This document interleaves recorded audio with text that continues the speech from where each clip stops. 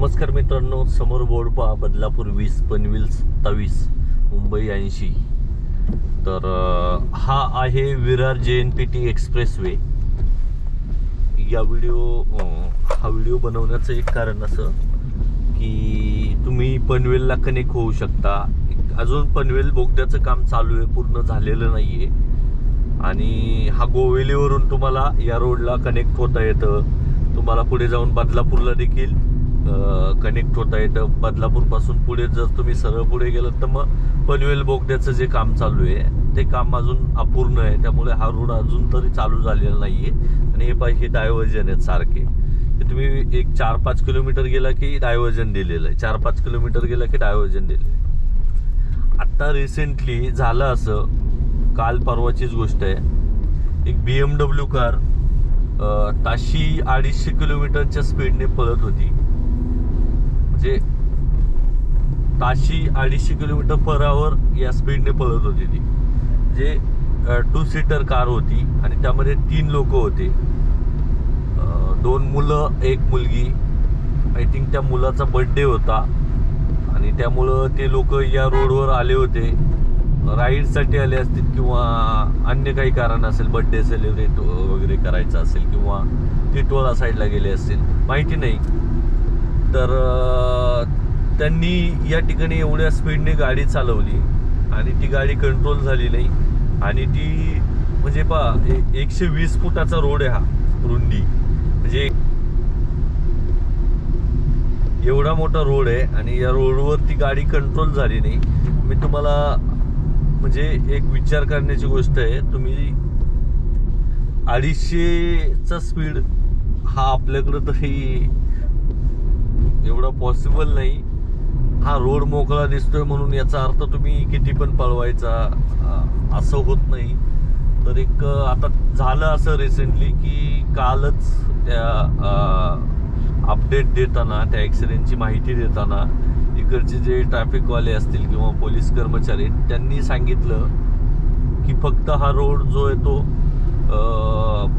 गोवेलीपर्यंत, म्हणजे आत्ता आपण जो स्पॉटला आलो तो स्पॉट आणि पुढे बदलापूर याच परिसरात चालू ठेवा. इतर ठिकाणी मोठे ब्लॉक ते टाकून ठेवणार आहेत आता, कारण प्रवासी भरपूर पुढे इकडे समृद्धीला देखील कनेक्ट होण्यासाठी या रोडचा वापर करत होते. चांगली गोष्ट होती बदलापूरकरांसाठी किंवा इतर कोणासाठी. पण झालं असं आता या एका ॲक्सिडेंटमुळे पूर्ण ते रोड फक्त काही पॅचेस चालू ठेवणार आहे. मग आपण अशा गोष्टी करतो ज्याच्यामुळं बाकी लोकांना पण त्याचा त्रास सहन करावा लागतो, अशा गोष्टी आहेत.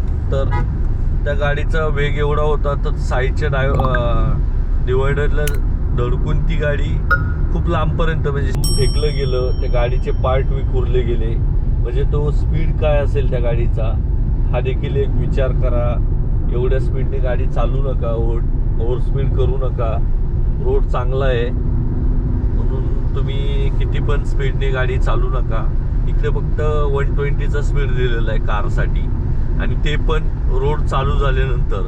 आता तर रोडचं काम चालू आहे, मध्ये खूप त्यांनी डायव्हर्जन दिलेलं आहे, रोडचं काम थोडंसं चालू आहे त्यामुळे.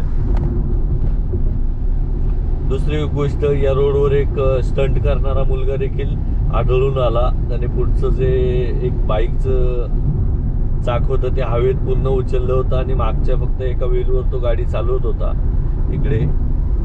तर तुम्ही ज्यांना काही स्टंट वगैरे करायचे बाबांनो, घरी करा, या रोडवर करू नका. कारण तुमच्यामुळं बाकी लोकांना देखील इकडे नाहक त्रास सहन करावा लागतो.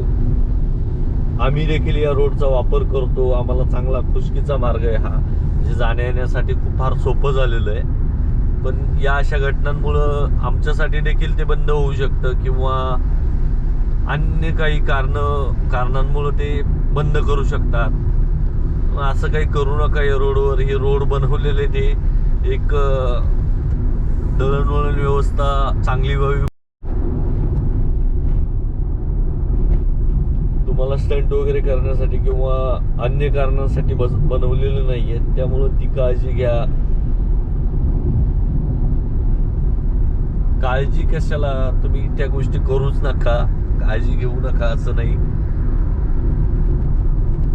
त्यामुळे काय होतंय तर हे भरपूर प्रवासी आता ये जा करतात आहे फ्री ऑफ कॉस्ट. अजून टोल चालू झालेला नाही. ज्यावेळी टोल लागेल त्यावेळी नक्कीच बंद होईल हा मार्ग. पण जोपर्यंत आहे तोपर्यंत तरी वापरू द्या लोकांना.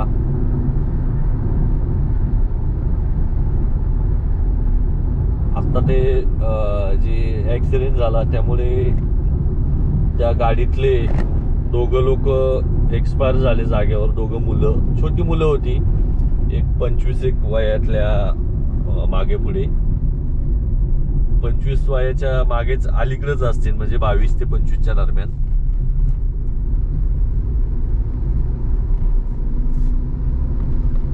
आणि हो, या सगळ्या गोष्टी आहेत, तर काळजी घेत जावा. आता पुढून राईट साईडला आम्हाला लगेच बदलापूरला जाता येतं, किंवा साईडची गावं वगैरे आहेत त्यांना जाणं येण्यासाठी सोपं आहे या गोष्टी. हा रोड अजून कधी चालू होईल, किती वेळ लागेल याची अजून तरी काही सूचना आलेली नाही आहे. कारण पनवेल तो बोगदा तोच फक्त पॅच राहिलेला आहे. बाकी हा मार्ग पुढे समृद्धीला कनेक्ट होतो विरार साईडला, आणि इकडे JNPT साईडला जाता येतं. साईडलाच पनवेलला एअरपोर्ट देखील झालेला आहे. त्याची वाहतूक किंवा ट्रान्सपोर्ट असेल तर त्यासाठी हा रोड चांगला एक बनवलेला आहे. त्याचा फायदा घेण्यापेक्षा त्याचं जर तुम्ही अशा गोष्टींसाठी वापर करत असाल तर हे चुकीचं आहे. प्रवास वाचणारे, वेळ वाचतो, सर्व गोष्टींचं विचाराने, काळजीने हा रोड बनवला जातो बारकाव्यांनी. आणि हो, आता हे नवीन डायव्हर्जन टाकलेलं इथं.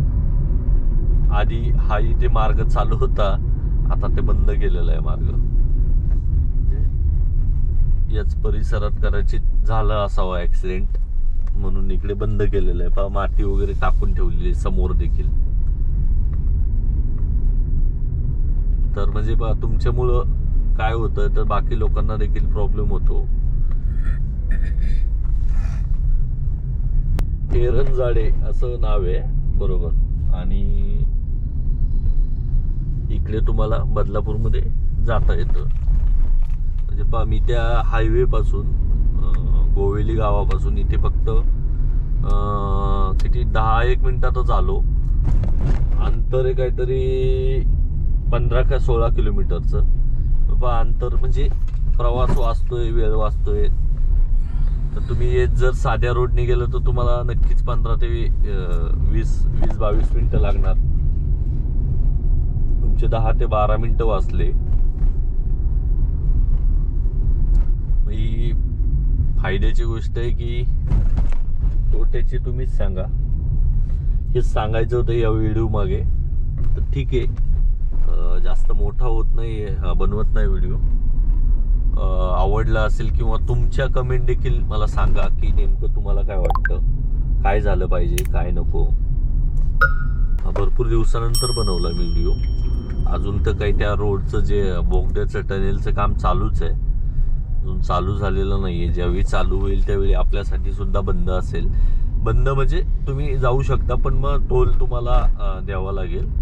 जो पुढे टोल नाका आहे तो गोवेलीच्या जवळ. बाकी फायदा तर चांगलाच होणार आहे. जी लोक नाशिक, शिर्डी किंवा अन्य काही पुढे गुजरात वगैरे साईडला जातात त्यांना कनेक्टिव्हिटीसाठी खूप छान रोड बनवलेला आहे हा. त्याचा फायदा नक्कीच होणार आहे. ठीक आहे, थांबू इकडे.